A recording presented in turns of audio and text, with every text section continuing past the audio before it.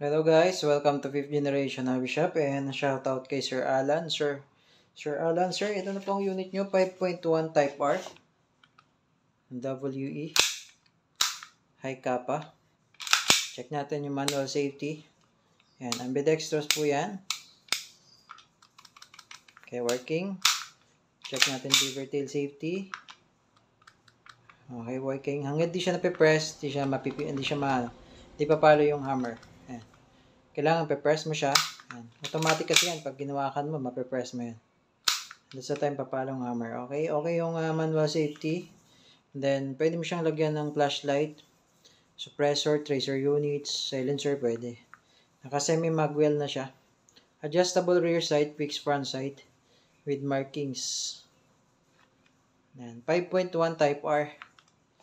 30 rounder capacity magazine.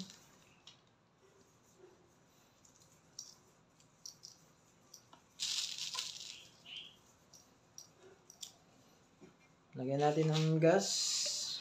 Upside down position. And then press. Kailangan nakatutok ng maayos. Doon sa valve. 1, 2, 3. Okay, 3 segundo lang po. Okay na po yan. Okay?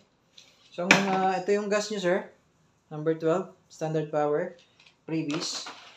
Pati yung BBs. 0.25 grams. 0.25 na binigay ko kasi para mas mabigat, sir.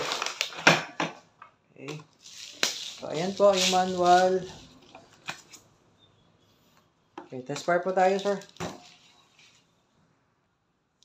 Okay, Sir Alan, test fire po ng unit nyo, sir. High Kappa 5.1 Type R. Ayan. Okay, firing.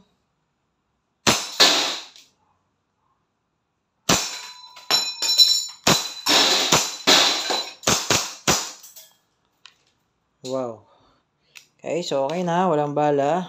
Nag-open slide na siya. Then, slide, stop, slide, release. Press down nyo lang yung slide, stop, slide, release. Release. Hammer down.